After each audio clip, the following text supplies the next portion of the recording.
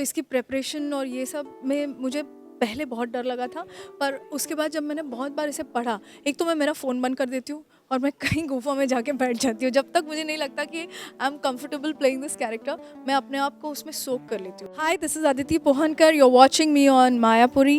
Please watch Aashram on MX, coming 3rd June. I think it was I won't say a tough job, but a challenge for sure. Because जैसे ही मुझे पम्मी का किरदार मिला, मैंने तभी just भूमिका परदेशी का एक किरदार किया था एक शी नाम के शो के लिए, और वहाँ से निकलते मतलब मुझे नहीं लगा था कि मैं उसमें से इतनी जल्दी निकल पाऊँगी, क्योंकि ये ऑलमोस्ट अगले 1-2 हफ्ते में ही मैंने ये शूट करना शुरू कर दिया था।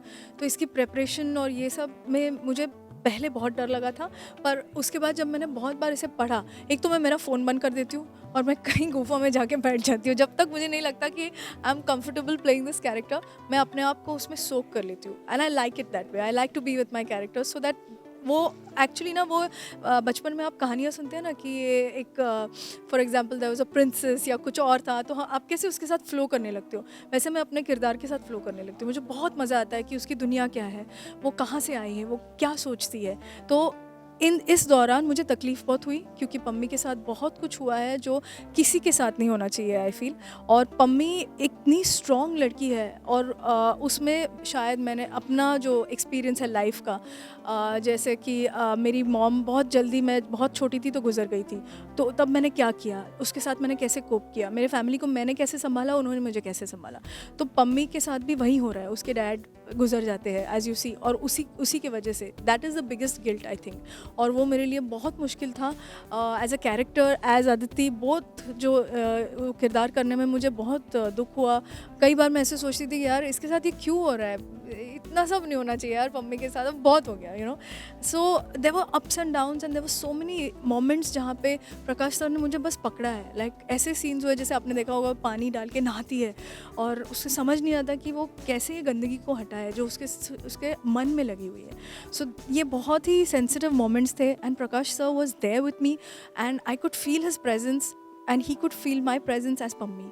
सो इसीलिए वो इतना करीब, हमारे सबके इतना करीब रहा है वो कैरेक्टर, कि वो कई बैरियर्स ब्रेक हो गए और लोगों तक वो पहुंचा है because there was so much truth in it, there was so much truth in the writing, there was so much truth in the performance, and that moment became alive for all of us on that set. So yeah it was quite a challenge.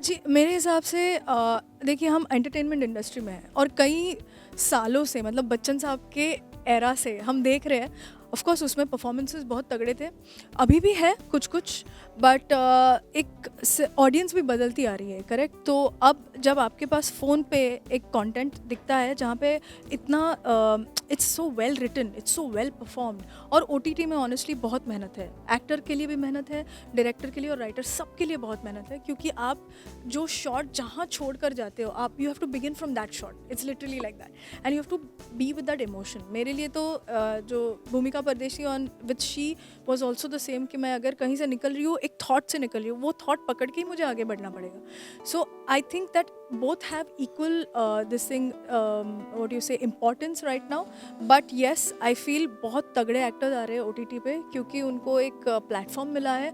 कि जैसे कि मैंने एक film की थी और उसके बाद मैंने शी किया नेटफ्लिक्स पे, और डायरेक्टर सेम है जो फिल्में बना रही है। इम्तियाज़ अली ने फिल्में बनाई है इतनी सारी, प्रकाश सर ने इतने सालों से फिल्में बनाई है, मतलब फ्रॉम हिप्पी पुर्रे to I had no idea also how much his body of work was so I feel that they have the same passion like they are directing a film, so the actors also get the same passion like they are doing a film. So the film or OTT, it doesn't make a difference for me nor for them. I think opportunities के मामले में, जैसे मैं theatre से आती हूँ, मैंने मकरंद देशपांडे के साथ थिएटर किया हुआ है, तो वहाँ से मैंने एक बेसिक ऑडिशन दिया, मैं कैरेक्टर मैंने I fit that character and I got the part. So this it is such a wonderful thing for an actor यार। I mean over your, because when I was a runner, अगर आप 100 metre की race भागते हो तो जो आप सीधा भाग रहे हो, वो कोई उसमें मैनिपुलेशन नहीं हो सकता है वहाँ पे। You run your timing and you win the race. So I think OTT has become like that, and I think films also has its own space where maybe you know the stakes there are different or something like that. But new actors are coming in films also, and I'm coming in films now soon, so I will be seen on, yeah, because I think once an actor is discovered, he's discovered, and he's going to be performing parts if you're good enough, and if you can, like, I can dance, I can sing, I can act. Now these are three things which I learned, and this is all Bollywood in a way. So I really want to do romance, and I want to show the different side of me also as Aditi now.